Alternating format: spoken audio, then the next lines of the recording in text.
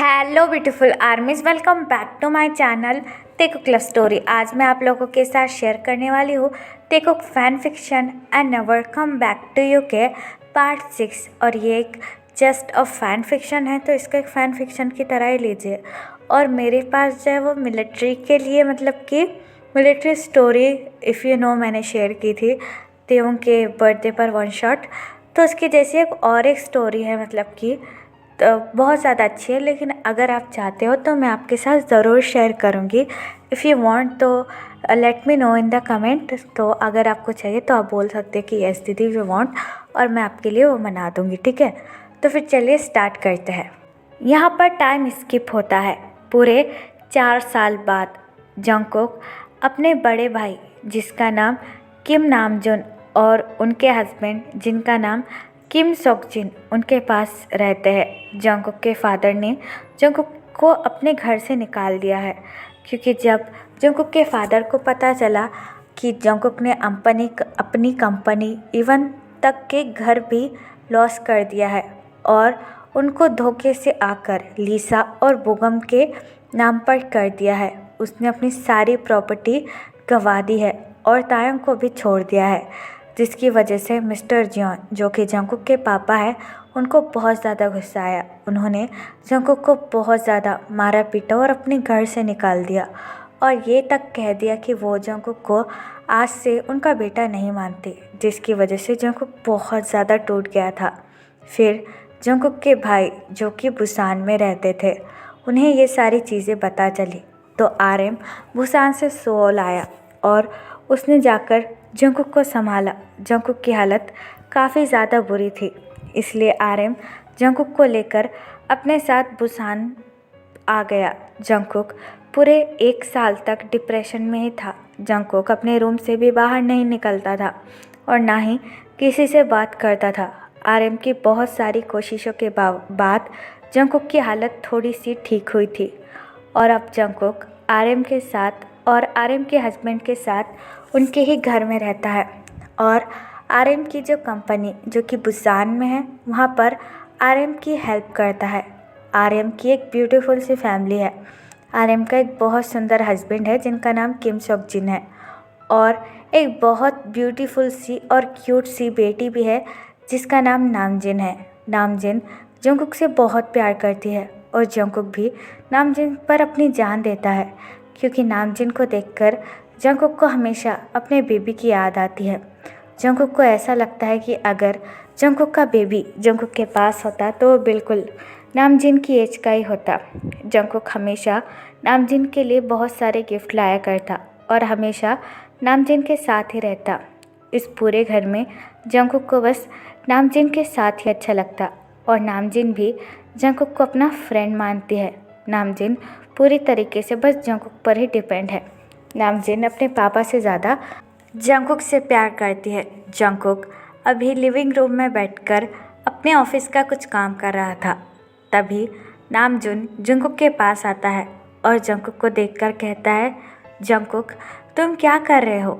नामजुन को देखकर जंगकुक सोफे पर से खड़ा होता है और नामजुन को देखकर कहता है, कुछ नहीं यंग, बस ऑफिस का काम कर रहा हूँ।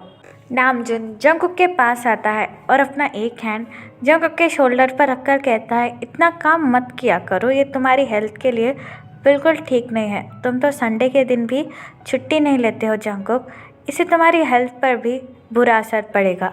नामजुन की यह बात सुनकर जंगकुक एक डीप ब्रेथ लेता है और नामजुन से कहता है, नहीं यंग, मुझे ये काम करना पसंद है, क्योंकि काम करने से मैं बिज़ी रहता हूँ, जो कि मेरे लिए अच्छा है, वरना आप जानते हैं। ये कहकर जंगकुक चुप हो जाता है। जंगकुक की ये बात सुनकर नामजुन अपना हेड नोट करता है और जंगकुक से कहता है, हाँ ठीक है, मैं समझ सकता हूँ, दरअसल मुझे तुमसे एक काम था। नामजुन की ये बात सुनकर जंगकुक अपना हेड नोट करता है और नामजुन से कहता है, यस यंग, आपको क्या काम है? नामजुन स्माइल करता है और जंगकुक से कहता है, तुम्हें तो पता है नामजुन रोज़ मेरे साथ ही स्कूल जाती है। नामजुन की ये बात सुनकर जंगकुक अपना हेड नोट करता है। नामजुन जंगकुक से कहता है, दरअसल मैं कुछ दिनों के लिए ज़रूरी काम से पेरिस जा रहा हूँ, तो क्या तुम कुछ दिनों तक नामजुन को स्कूल से लाया ले जाया करोगे? प्लीज़ वरना तुम जल्दी ऑफिस चले जाते हो और नामजिन का स्कूल 9 बजे रहता है और तुम 8 बजे ही ऑफिस चले जाते हो। तो इसलिए क्या तुम नामजिन को रोज़ 9 बजे स्कूल पर ड्रॉप कर कर फिर ऑफिस चले जाओगे? आरएम की ये बात सुनकर जंगकुक अपना हेड नोट करता है और उनसे कहता है, क्यों नहीं यंग, मैं रोज़ नामजिन को स्कूल से लेकर आ जाऊंगा और उसे ले जाकर भी छोड़ दूंगा। अब उसकी चिंता मत कीजिए, आप आराम से पेरिस जा सकते हैं। जंगकुक की ये बात सुनकर नामजुन स्माइल करता है और जंगकुक से कहता है, थैंक यू सो मच। ये कहकर आर्यन वहाँ से जाने ही वाला था, लेकिन तभी जंगकुक अपनी लो टोन में कहता है, यंग, क्या आपने उसका पता किया? जंगकुक की ये बात सुनकर नामजुन के कदम रुक जाते हैं और नामजुन जंगकुक की तरफ देखने लगता है, जो कि अपना सर नीचे झुकाए जंगकुक के सामने खड़ा हुआ था। नामजुन एक डीप ब्रेथ लेता है और अपना एक हैंड जंगकुक के शोल्डर पर रखकर कहता है, नहीं, अभी तक मुझे और मेरी टीम को तायोंग का कुछ भी पता नहीं चला और हमारे पास उसका कोई रिकॉर्ड भी नहीं है। मैंने अपने असिस्टेंट से कहा तो है, लेकिन अभी तक वो तायोंग को नहीं ढूंढ पाए। जंगकुक आरएम की ये बात सुनकर फिर से काफ़ी ज़्यादा हर्ट हो जाता है और नीचे की तरफ देखने लगता है। नामजुन एक डीप ब्रेथ लेता है और जंगकुक की तरफ देखकर कहता है, जंगकुक, तुम अभी तक उसे क्यों ढूंढ रहे हो? तुम्हें क्या लगता है कि वो तुम्हें माफ़ कर देगा? और जब तुम उससे मिलोगे तो क्या कहोगे? तुम इतने सालों से बस अपना टाइम वेस्ट कर रहे हो।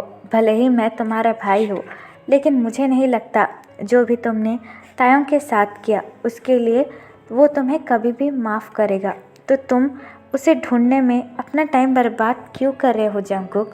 जंगकुक आरएम की तरफ देखकर अपने सैड सी स्माइल के साथ कहता है, हाँ यंग, मुझे पता है कि तायोंग मुझे कभी भी माफ़ नहीं करेगा और ना ही वो मेरी बात को सुनेगा, लेकिन मैं बस मरने से पहले उससे एक बार माफ़ी मांगना चाहता हूँ। अगर वो मुझे माफ़ कर दे तो मैं सुकून से मर सकता हूँ। मैंने ये ज़िंदगी बस उसकी माफ़ी के लिए ही बचा कर रखी है, वरना मैं कब का मर जाता।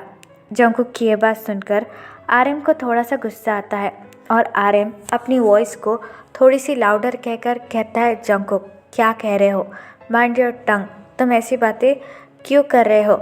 आरएम की ये बात सुनकर जंगकुक सैडली चकल करता है और आरएम से कहता है, यही सच्चाई है। अगर आप 4 साल पहले मुझे बचाकर यहाँ पर नहीं लाते तो मैं तो कब का मर जाता। मैं बस तायोंग को एक बार देखने के लिए और उससे माफ़ी मांगने के लिए ज़िंदा हूँ। जब तायोंग मुझे एक आखिरी बार दिख जाएगा मैं उसी दिन मर जाऊँगा। और रही बात मेरे बेबी की, तो मुझे पता है कि वो भी मुझसे नफ़रत करता होगा। और यंग, सच बोलूँ तो मैं अपने बच्चे की आंखों में अपने लिए नफ़रत नहीं देखना चाहता हूँ। भले ही आप मुझे सेल्फिश कह लो, लेकिन सच में मैं अपने बेबी की आंखों में अपने लिए नफ़रत बिल्कुल भी बर्दाश्त नहीं कर सकता।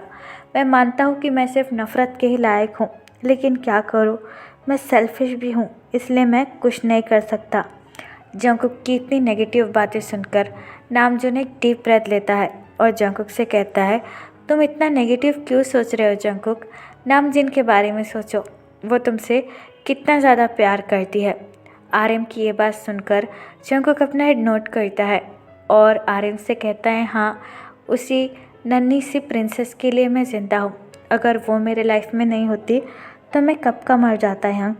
जंगकुक की ये बात सुनकर आरएम जंगकुक को गले से लगा लेता है और जंगकुक से कहता है, मैं तुम्हारे लिए तायोंग को ज़रूर ढूंढूंगा, भले ही उसके लिए मुझे कुछ भी करना क्यों ना पड़े। और रही बात तुम्हारी, तो तुम्हें नामजिन के लिए हमेशा ज़िंदा रहना होगा और मेरे लिए भी। ये बात कहकर नामजुन हक ब्रोक करता है और जंगकुक से कहता है, और इतना नेगेटिव मत सोचो, और कुछ देर में नामजिन आती होगी।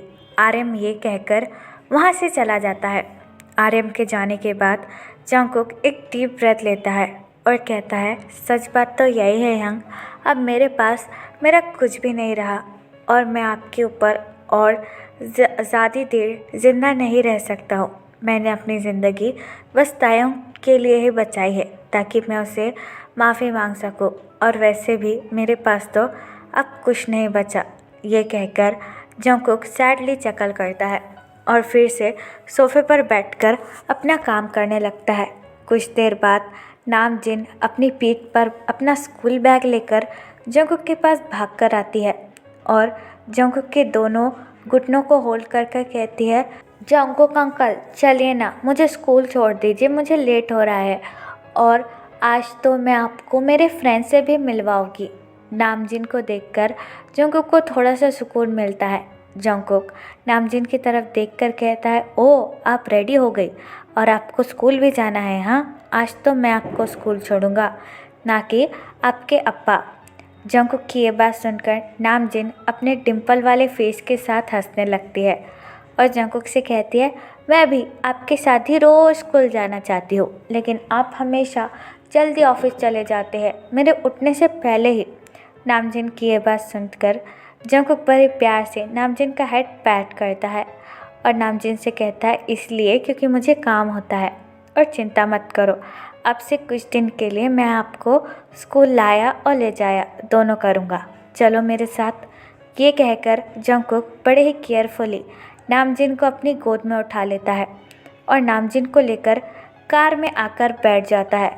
जंगकुक बड़े ही केयरफुली नामजिन को कार की सीट पर बैठाता है और नामजिन की सीट बेल्ट लगाकर खुद भी ड्राइविंग सीट पर आकर कार ड्राइव करना शुरू कर देता है और वो दोनों ही स्कूल के लिए निकल जाते हैं। यहाँ पर दूसरी तरफ एक क्यूट सा बनी बॉय अपने डिनर टेबल पर बैठकर ब्रेकफास्ट कर रहा था। उसे देखकर ऐसा लग रहा था कि वो खाना खा नहीं रहा है बल्कि खाना खेल रहा है।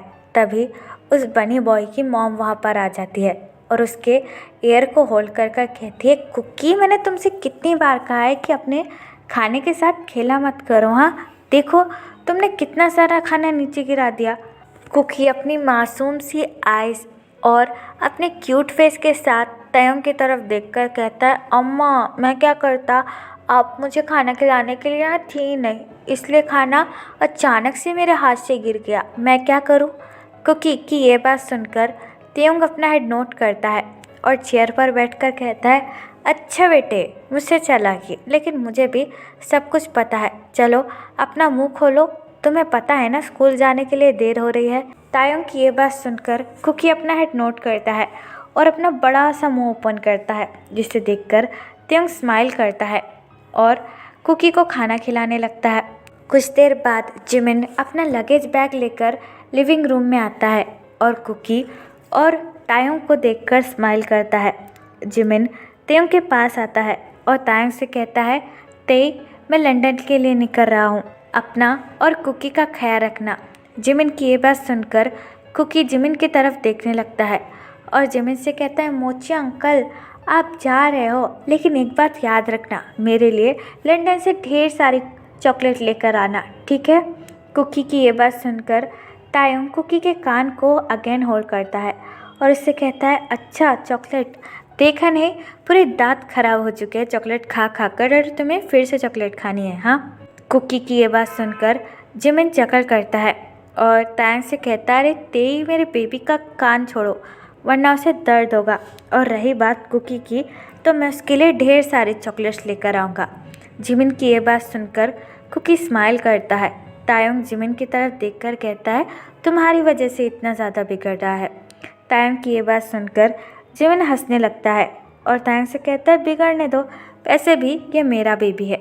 ये कहकर जिमिन कुकी के चीक्स पर किस करता है और तायोंग की तरफ देखकर कहता है, अब मैं चलता हूँ, आधे घंटे बाद से मेरी फ़्लाइट है। जिमिन की ये बात सुनकर तायोंग अपना हेड नोट करता है और जिमिन से कहता है, ठीक है जिमिना, अपना ख्याल रखना और खाना टाइम से खा लेना।